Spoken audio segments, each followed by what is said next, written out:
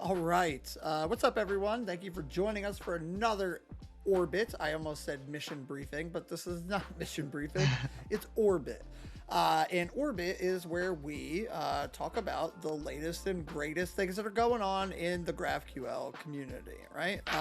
Yeah, we love to discuss, and share with all of you and actually hear from y'all about what's going on in this community. And already got people in the chat. Love to see it. What's up, Prince? I see Obina in there as well. Love to have y'all here with us. Thank you for joining us. And actually, I'm so glad that you're here because today, honestly, is a very special episode of Orbits. And we'll get into why here in just a minute. But before we do, I always like to start out with just how was your weekend, everyone? Let me know. Let me know in the chat if you did anything interesting or fun.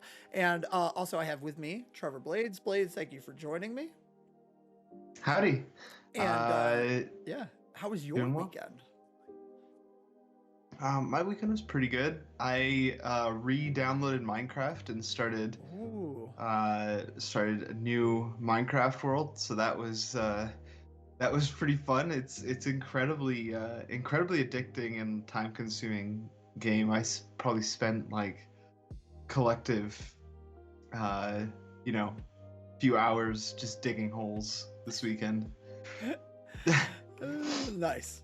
I love it. Yeah. My son has started wanting to play Minecraft. He's discovered Minecraft videos on like YouTube and wants to play Minecraft. So I installed it. It's been interesting. So really what it is just me playing Minecraft and then him like telling me what to do. But it's cool. It's a lot of fun. I'm enjoying it. Let's see what we got going on. Oh, hey, Michelle. How's it going? So we've got... Michelle's been listening to sea shanties all weekend. Heck yes. Nice. So here's a fun story for you. I play Dungeons and Dragons every Friday night. Shout out Thad D&D. You can actually check us out here on Twitch at Functions and Dragons. Dun, dun, dun. But sorry, long story short, we found ourselves at some docks, like trying to follow some folks secretively, and we all rolled terribly. So we were like super loud and they spotted us, and one of our party members serenaded them with a sea shanty to put them at ease and help us, get out of the situation. It was hilarious. It was very fun. Shout out to Jonathan Silvestri, who sang the shanty, like actually sang it on stream. It was very cool. And we're trying to get him to actually just like record it, and so we can like release the actual shanty. But yeah, that's just a little quip there. And then Max, Prince, I see you got some lights going on working with your stream setup. That's awesome. Super cool. I love that. Lights turning on with your own API. Nothing can go wrong there, right? And then Taylor says they fixed a small bug in a React Native app, and that's gotta feel like a weight off your shoulders. Yeah, if it's close to releasing like that. That's huge. It's huge. Congratulations. Yeah, we all know how hard that like last 10% is, right? Like the last 10% is 90% of the work. So it's funny how that goes. But yeah, that's really cool. Awesome. Well, thank you all for sharing with me about how your weekend was. I appreciate it. My weekend, I don't know if I really said much of it. Well, I played D&D Friday night. We got some snow. I got to have the kids go outside and play in some snow. That was awesome. It doesn't snow a lot here, which is why it's so awesome. But yeah, that was really cool. I was very excited for that. And yeah, that's like honestly it. I played some video games. I've been going through Final Fantasy VII Remake again. Really enjoying that. Does the snow usually stick around for long, like when it does snow, or is it already gone? It just depends, honestly. Sometimes it'll stick around for a couple days. So it did stick around, and then we actually got more snow yesterday. But later in the day, it got warmer. It turned to rain, and then that kind of like washed away all the snow. Yeah. And so yeah, I just looked out there, and there's like no snow left. Everything is just wet. So yeah, does not stick around for long. Got you. Yeah. Yeah. Yeah, that's the I'm used to that pattern as well. The Vancouver classic. Get some snow in the morning and it's gone by lunch. Amazing.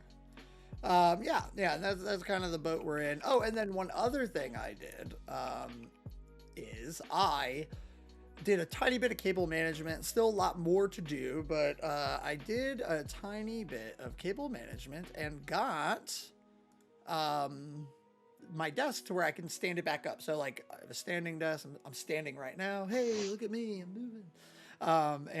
For a couple, almost like a month and a half, it was in the sitting position because I put my PlayStation up here and I had to like get a new power supply to fit the extra cords and like do all this stuff and set it up so that it was elevated so that the desk could go up and down. I finally did that and it feels good to be able to stand again. Nice. Yeah.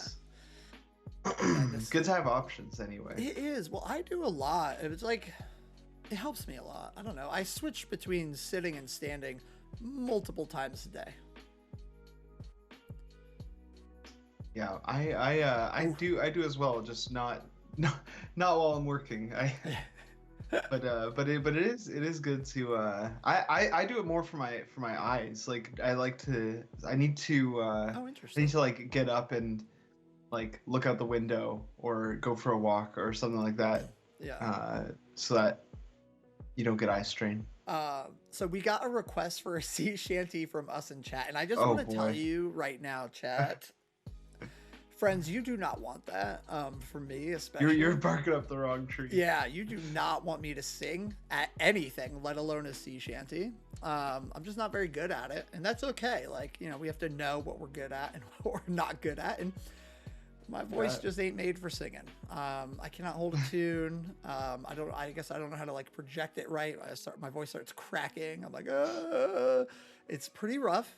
I mean, not to say that I wouldn't attempt it at some point. Like I've done karaoke, you know, but it's never really that good. And I think in an environment like this, where it's literally nothing but my voice and maybe some like Harris Heller in the background, it's not the right environment. If it was loud and there was music and other things, like, okay, maybe I'll give it a go, but yeah.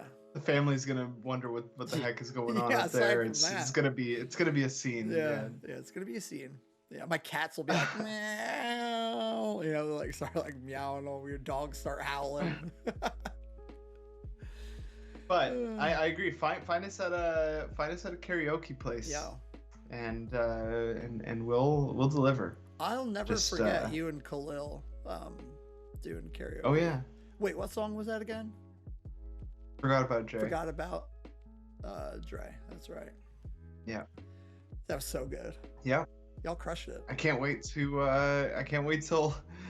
we can get back to that point. Yeah, we want to karaoke with you too, Michelle. One day we will karaoke with you, and I'll actually sing something. I sang one song last time. I'll sing one song this time, and I will participate. What song did you sing last time? I can't even remember. I sang something with Peggy, and I can't remember what it was. It was like some kind of like 80s or 90s hair bandy type like song.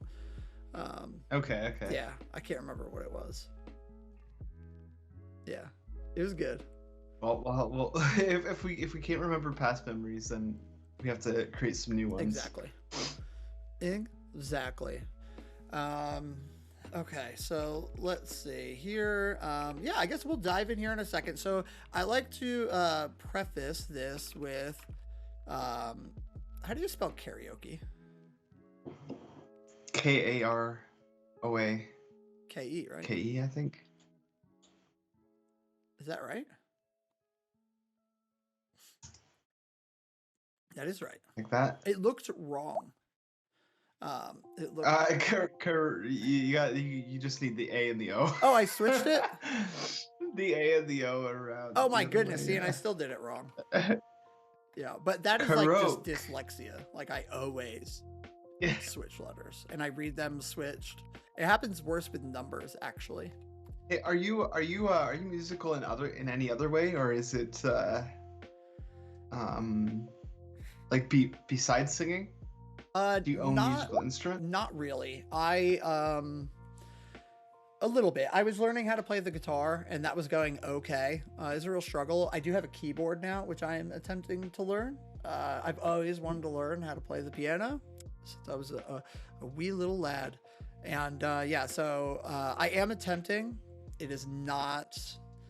Let's just say that even if this works out, it's going to be a long, long, long time before you hear anything that is musically created by me.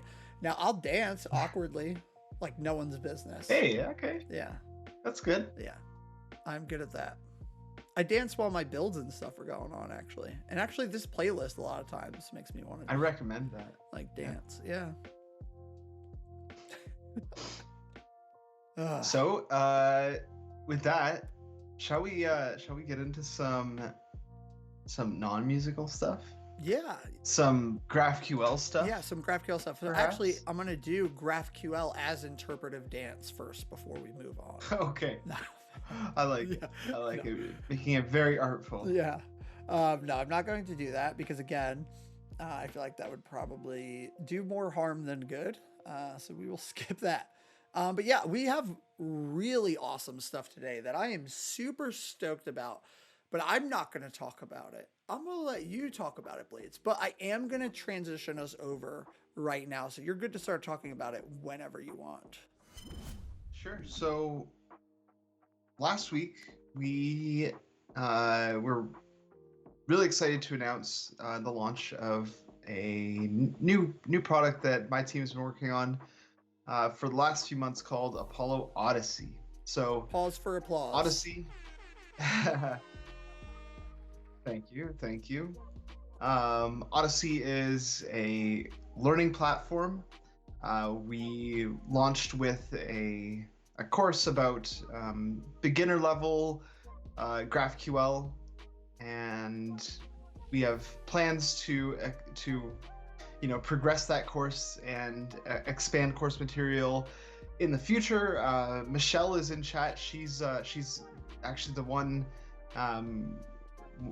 of two people on our team that are focused on building out courses, and so that's something that we're really excited about going forward. But what we have right here and what Kurt's showing on stream right now represents sort of our first foray into first class, first party educational resources and trainings. And Odyssey and our first course Liftoff are completely free to access. You don't need to sign in or sign up to gain access to them. Anybody can just show up and take the course. They include they leverage multiple different mediums to teach the course material. So we have videos, and the video is basically represented in the form of the text in the course that you see Kurt scrolling through right now. So we've got videos, text, and images, and as you just saw him complete there or work, we have some different interactive challenges like multiple choice questions and interactive code challenges. So throughout the course, you'll be asked to apply the knowledge that you learned from watching the video or reading through the text of the course, and there you go. Yeah, you see, you gotta do it right. Gotta add an actual type. Yeah, exactly. So this makes it a little more more engaging and more. There you go. I just got rid of all of my. I hit undo and got rid of all my code. I just saw that happen. Yeah. So that's Odyssey in a nutshell. And as Michelle says in chat, if anybody's used Odyssey, we'd love to hear what you think about it. There is as she mentioned, there's a survey at the end of the first lesson. So once you get through, there you go. Congrats on completing that code challenge, Kurt. When you when you get through the first lesson, you can fill out the survey at the end of the page, or at any point you can click on the give feedback button in the bottom left and let us know what you think. If you notice anything that you think could be improved, we would love to hear all about it. And yeah, beyond that, going forward, there's a lot in the works for Odyssey, including, like I said, expanded course material. So we're going to get into more advanced topics in upcoming courses. We also just hired a full-time filmmaker, so the video production is going to start ramping up. We have more people that are focused on that, so that's really exciting. And also, one of the things that Odyssey allows us to do is create course material, create trainings for specific, like, scoped purposes or for specific organizations, and that right now is the main purpose of signing into Odyssey is gaining access to courses that are made available to only your organization. And so this is not something that we are rolling out immediately, but or at least for others, but we've already started to do this internally. So we create onboarding courses at Apollo using Odyssey, and when somebody signs in with an Apollo an Apollo account that's linked to the Apollo organization, they get to see all of the different Apollo onboarding courses. So that's like a concept that we are currently dogfooding internally, and may roll out to other orgs in the future. Super awesome. Yeah. Very powerful. It's really cool. It's an amazing platform. I'm not only super excited about the content that's going to go onto the platform, but I am also very interested in how the platform is made. And I don't want to go too much in detail into it, because we are actually going to do a stream where we're going to have Michelle or who's going to come on? I think Janessa, and is anyone else coming? Is Michelle going to come? I think it's just us for Wednesday. Yeah. And so we're going to go into like a deep dive about like the technology behind it. But could you just kind of give like a brief kind of overview of how this works? Because I haven't seen a lot of learning platforms that are structured in this way. Like, it's a really nice mix of video content, written content, interactive bits to really tie it all together. And I find that in most places you get one of those three. But here we have all three of them together, and it's just like, how is this possible? How did it happen? Sure, yeah. So I'll give a bit of a teaser for what you're gonna hear on Wednesday. Odyssey is a React app. We built it with Gatsby. All of the content is authored using Mdx. We actually drew a lot of inspiration from another project called Mdx Deck. If anybody's familiar with Mdx Deck, I swear by it when I'm creating any kind of presentation slides. But essentially what they do is the whole concept there is you author your entire presentation in one Mdx file, and you split your slides using a horizontal rule.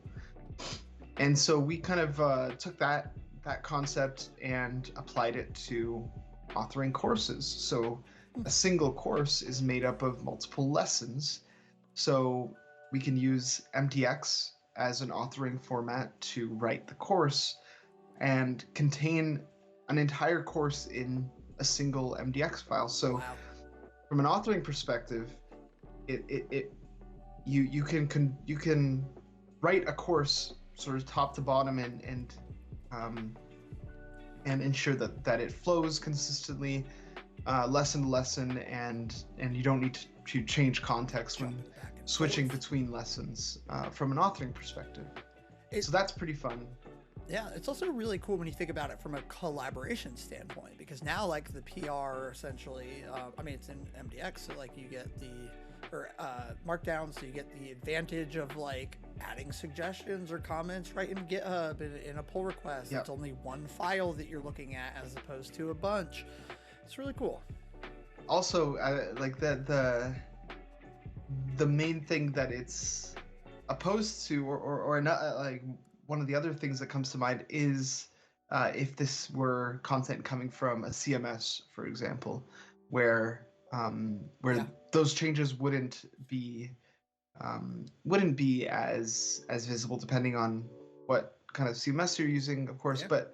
But just having that the course content be like Part of the project. So really. like the history of your course content be transparent, Yeah. because we're using Git to version control it, Which is like the ultimate so content that's a huge management advantage. system. Is really what Git is. Like it's Yeah, I mean it is.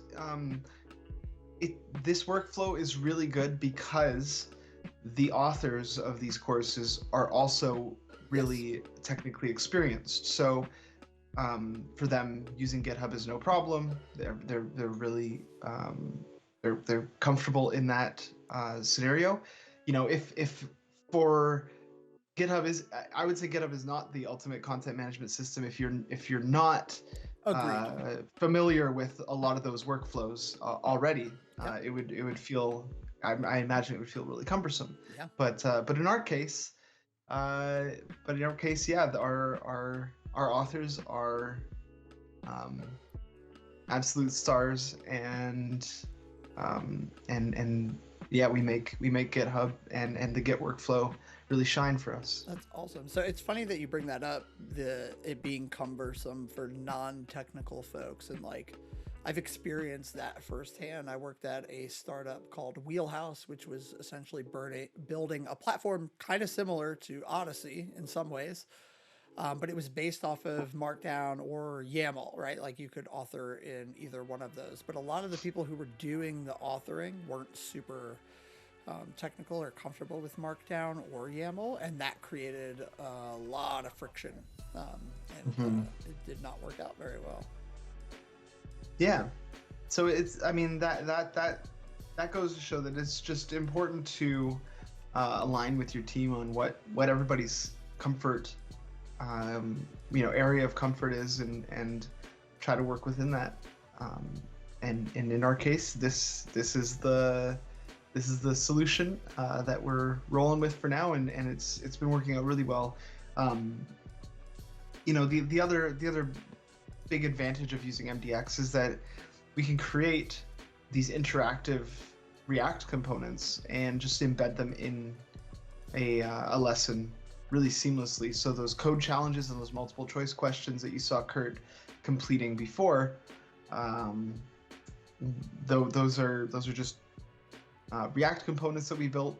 We're also using Shocker UI, I should mention, which is a component library that is growing in popularity and certainly allowed us to move really quickly here.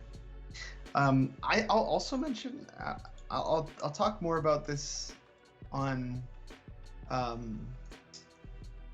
Wednesday. We're going into a much deeper dive about how we built Apollo. We'll look at some code and stuff like that on Wednesday, but we're using Shocker UI, and we're also supporting multiple color modes based on your system color mode. So if your system's in dark mode and you show up on the site's in dark mode, that kind of thing. And Shocker has a known issue with, or not only Shocker, but a lot of dark light mode implementations have a known issue when it comes to how they render on a statically generated website. And so we were able to circumvent this limitation using a technique that I learned from Josh W. Como. And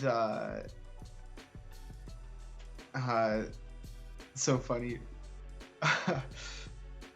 This Robert Table's GME chat just got auto-modded, and they asked me, should we allow or deny this? Yeah. Wow. So that's fun. Yeah. Needless to say, I clicked allow. I see. I see. Yeah, so we were able to circumvent this limitation using a pretty cool technique that I learned from a Josh W. Como blog post. And if you want to learn more about how we did this, you can come back on Wednesday, and I will get into all the little nitty-gritty details and show you how you can have seamless, flashless color modes in Shocker UI. I love that. That's dope. Yeah, I definitely am very curious. Is that like how to add dark mode to a Gatsby site? Is that the content? How to what? How to add dark mode to a Gatsby site? Is that the post? Yeah, something like that. Yeah. So I'm gonna grab it just in case. Just drop it in the chatty chat. For sure. You know how we do? We like to give links. Hey, Growly, yeah, with the follow. Jumping in with the follow. And Weeb Masterlord was in here 2 hours ago.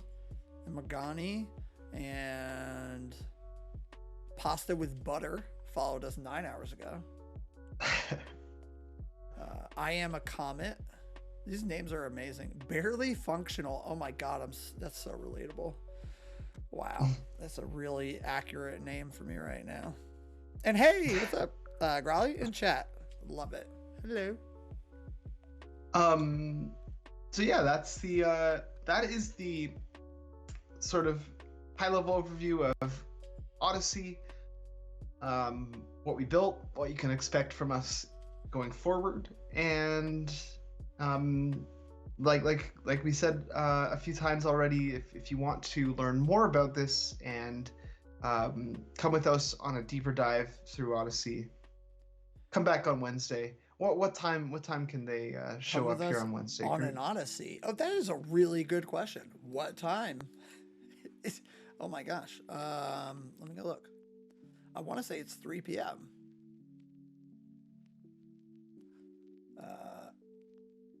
Oh, I need to add this to the Apollo events calendar. I am tripping. It is not even on there yet. Well, like I have the event saved for me. But yes, so it looks like 3 p.m. Eastern time. That's 12 p.m. Pacific? 12 p.m. Pacific. Grab your lunch and come hang out with us on stream. Yeah, please do. We would love for you to do that. Yeah, heck yes.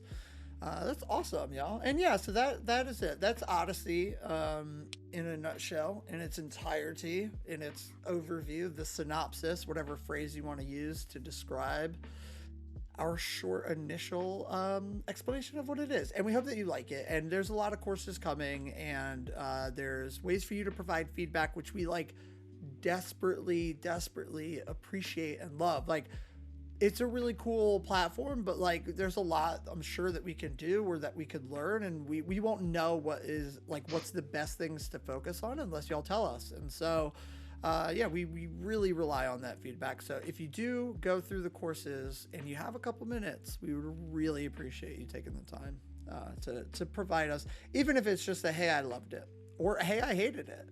Like, I mean, hopefully you don't, but like, hey, like honestly, like feedback helps. Yeah, cool. Yep. And I just dropped a link in the chat, and so nice. You can go ahead and check it out there. Cool. I'm gonna. And with that, yeah, I'm gonna follow your link up with another link for our next item. Let's do it. We got a lot of learning going on today, which I love. I'm a big fan of learning. I wonder if that's why I'm in DevRel. But here we go. So I'm gonna transition us over. The lovely folks at Moon Highway, Eve and Alex, are doing a GraphQL email course. I like email courses. I think they're fun. It's like a nice way to just like get like a little, oh cool, like tidbit of information, because I normally hate email and like going through my email. And so I'm actually in a couple of these like small email courses, and it's nice because it actually breaks it up. So it's like, here's things I don't want to respond to, but I have to. And then it's like, oh crap, look at this. I didn't know you could do this with GraphQL or like with this tool. And so it's been a real pleasing experience. Boom, there we go. Yeah, you can sign up for the course there. So yeah, it's just really cool. Love to see this stuff. Eve and Alex put out this amazing content. Really clear cut. They've been teaching this stuff for a long time, both React and GraphQL. They do a really fun and engaging job of it. So definitely worth checking out if you haven't already. And if you like getting learning materials in your emails like I do, because otherwise emails are terrible. Wah, wah, wah. That's really cool. I've never tried an email course before. I think there's like a sweet spot, and it works when people do it well. So like I've had a couple that are like very in depth, and those I don't really like. Emails are not a good form for like, you know, like recreating blog posts per se, but like when they have like snippets of information or ask you questions or give you an action item that you can take away to do, but it's not like something very complicated. That's like for me the sweet spot. Anyway, of course I'm only one person, that's just my experience. But yeah, that's where I really love these email courses. That's cool. Yeah. I did not know that's really cool. I didn't know that if you answer the questions that like it will give you the next email faster. I just like wait for them to come to me because it's just the way I am. But that's really neat. Yeah, I didn't follow up and answer questions, but that's really cool. Maybe I'll do that next time just so I can see it happen. But yeah, that's a fun, really fun way to learn. It's nice. It's actually feels kind of serendipitous, like Twitter. Like I discover really cool tidbits of information on Twitter, and this gives me that feeling in my email. I think that's like the best way for me to describe it. Yeah. Cool. Heck yeah. And also I love, we got everybody here in the chat hanging out with us. We love y'all. So we're going to move on to the next one. So let me copy this link, which is awesome. So we've had a big week, y'all. Well, last week, not only did we release Odyssey, but we also had our first, I'm actually just going to flip over to us because I don't want to go to YouTube, like, because otherwise you just see a playlist and like, I don't know how useful that is. We had our first, so we've been doing Apollo days, which is relatively new anyway, but what they are is like very focused one-day events on like a very particular topic. So last time we did like React and GraphQL, or the time before this one. Then this one we did like a mobile day, and this is the first event that Apollo has put on in a long time, if not ever, completely focused around actual native mobile development with GraphQL and Apollo, and like, what does that look like? And in my opinion, it was a smashing success. We had a really good attendance, a really interactive group of folks in the chat, hanging out, learning some cool stuff, great content. I loved it. It was a lot of fun. And so the link that I just shared is all the talks and the panel and stuff from that Apollo day. So if you're interested in mobile, definitely worth checking out. And also if you are interested in this, but you haven't done a lot of GraphQL or maybe even mobile, Ellen's talk on like GraphQL from the ground up applies to both iOS and Android. A lot of the stuff, honestly, like even just as somebody who uses GraphQL, even not in mobile, she covers a lot of topics that there's always questions around, and provides what is considered to be the best practice solution for that. That's like handling file uploads and like caching and like all these other things. It's a really good talk. Definitely check it out. I think I actually clipped the file upload part because it was just like such a good bit of advice. Yeah, Michelle, that's awesome. I'm so glad you learned so much from her talk. And yeah, it's like exactly like it technically like you don't even have to be like a mobile focused developer to really benefit from that talk.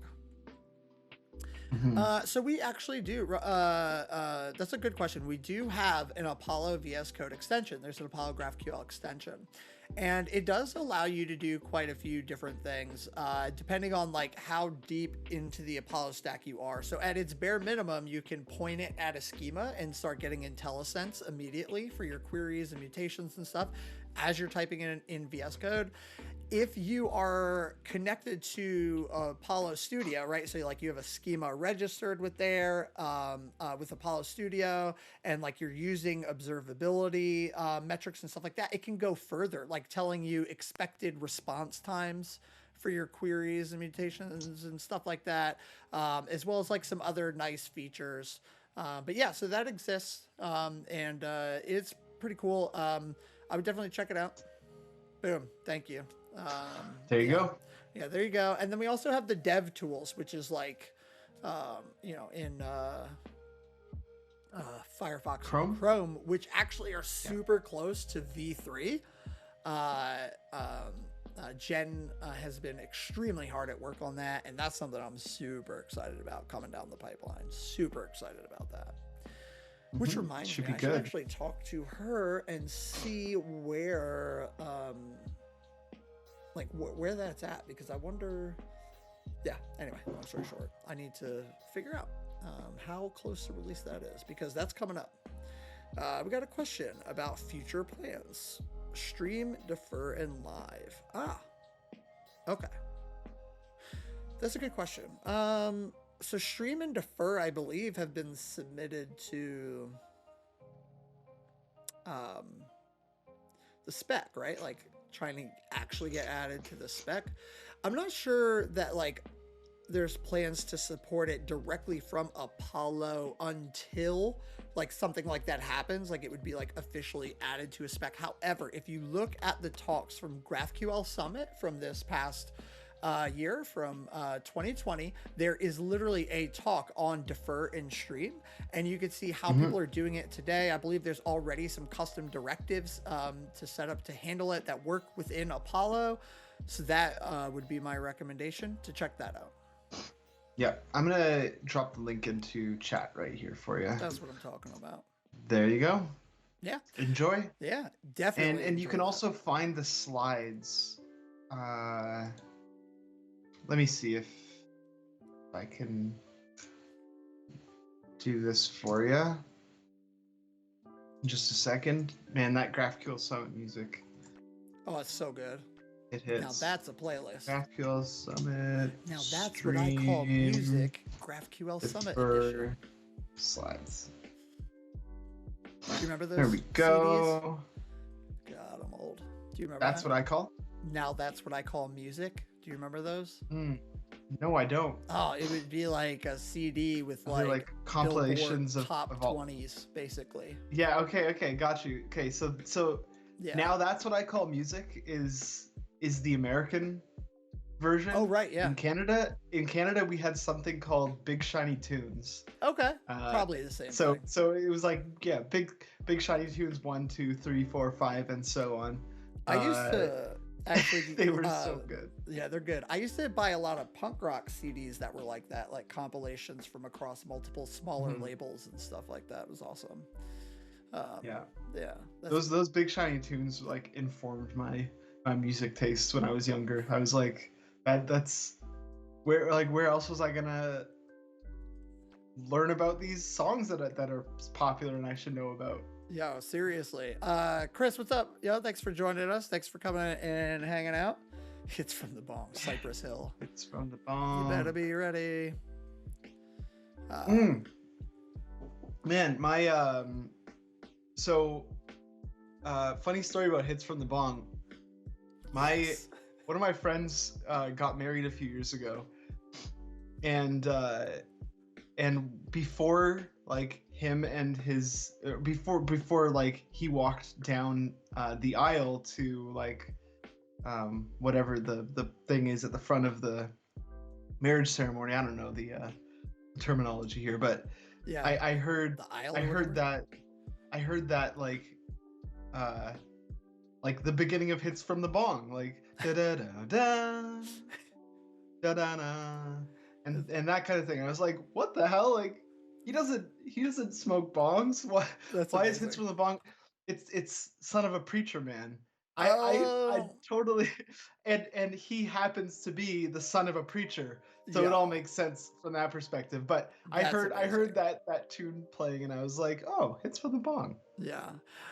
Yo, Chris, I totally forgot about that until you just said it. Dude, it is still sitting right here. But you know what? I realize now, so I haven't left, so I still don't leave my house, which is really the main problem. But I figured out that like United That is States the main Postal problem. Service, you can print a shipping label and then schedule them to just pick it up from your house when they drop off your mail.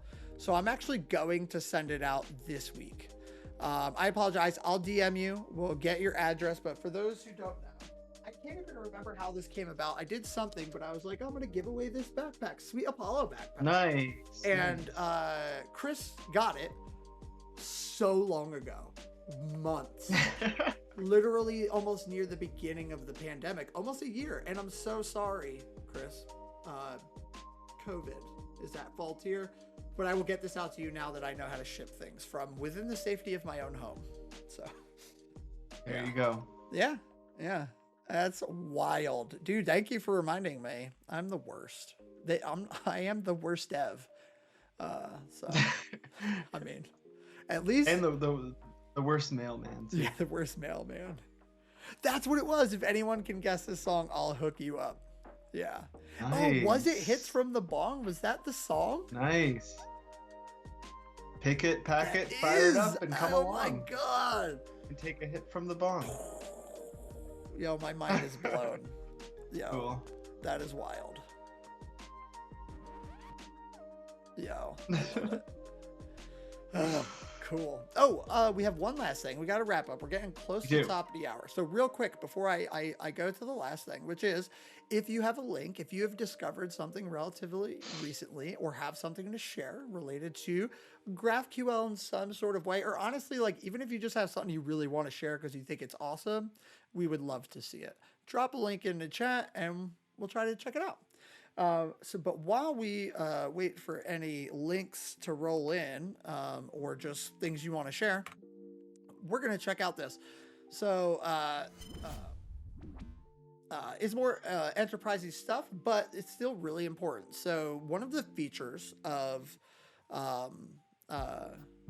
Apollo Studio is the ability to register your schema. And what does that mean? Well, it's like working with large schemas, or especially like multiple schemas being joined together, is actually really tedious, and it's fine on small teams. Even sometimes that can be rough, but when you start to scale and have like a bigger platform, it gets really hard to track these changes. So Apollo Studio has like a whole change log where you can literally see everything that changes within your schema. But sometimes you don't want to always be like diving into Studio to know when something changes. So they added a Slack integration. Boom, cool, right? Like that handles a lot of use cases. A lot of people use Slack, but not everybody does. And sometimes you might want these change notifications to go somewhere else.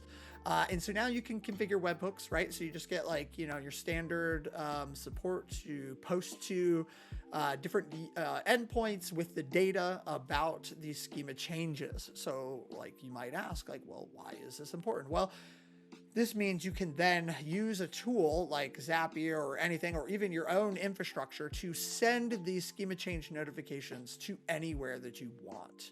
And that's huge because knowing what is going on with your graph becomes really important. As I have found in my experience, that the more people invest in GraphQL, the more it becomes the center of the conversation, the center of understanding, the source of truth about domains and what people are called, and all of that. And so, it's awesome. I'm really excited to see this feature launch. It's funny. I was actually, I think I was telling you, Blades, I think right before we hopped on, that I was actually talking about this feature months ago, like when I was actually doing a stream about how you could get Slack notifications. And I was like, I believe webhooks will be next. I don't know when that's coming, but boom, here it is, right? So I just love seeing, that come to fruition. And also, Grawley, that is awesome. I'm so glad to hear that you were loving Apollo Studio. Again, we'd love feedback on that. So if you have any feedback, would absolutely love to know what it is you enjoy about it. Are you missing anything? Are your teams like not able to do something, or is there something in particular it does enable for you? Because we love to get your feedback. Again, I'm a developer advocate, so I live for the feedback. I want to make sure that we're taking into account the community's needs and, feeding that to product and helping make sure the roadmap represents what is needed by the community. So, and we can't do that without the feedback, right? Like everything comes from the feedback. But yeah, awesome. I'm really glad to hear that you are loving that. So definitely go check that out if you're dealing with, honestly, like if you're dealing with GraphQL in a large company or with multiple teams or anything, I suggest you check out Studio. The free tier lets you do a lot of cool things. The team tier lets you do a lot more. And then if you have enterprise needs, I mean, that's supported too. But like some of the things that I am a huge fan of is like observability tailored towards GraphQL. Well, what does that mean? But like, what's my P95 response time on our most popular queries and stuff? Like what errors are being surfaced? How can I track where time is being spent for like each operation, and in which resolvers are we experiencing the most slowdowns, stuff like that. Like that information becomes invaluable. Also knowing like how your schema is changing. And then something that is on the team's plan right now, but I'm pushing to get to the free plan because I think it's huge and really awesome, is Schema Checks. And so when you have a schema registered, this is my favorite feature, I'll wrap up with this. When you have a schema registered in Apollo Studio and we're getting the observability data on it, we know how your graph is being used. So when somebody makes a change to your schema and pushes it, you can use CI/CD. You can use your continuous integration infrastructure to check your schema against the existing schema and know, will we break current queries or mutations for existing clients, right? Like, you can figure out if things are being used or not, if you're going to be changing something that other people might rely on. Like all this stuff is going to come up in these schema checks, and it is a super powerful feature. Every PR should have schema checks that touches the schema, in my opinion. It just removes the manual effort of having to verify these things, which is huge. So that's my spiel. Definitely check it out. A lot of awesome stuff there. And here, let me just drop the link right to Studio.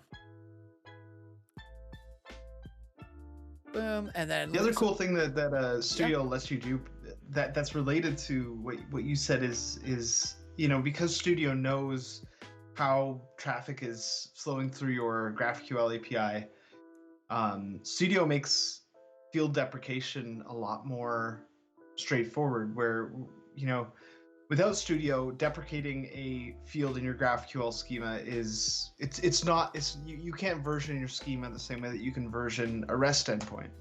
And that's a point of criticism about GraphQL. But with Studio, you can deprecate fields with confidence. You can mark a field as deprecated, push a change that adds a new field, and you can see when your deprecated field falls below or falls to whatever your acceptable level of usage is, if that's 0 or something more than 0 requests before you actually remove it from your schema.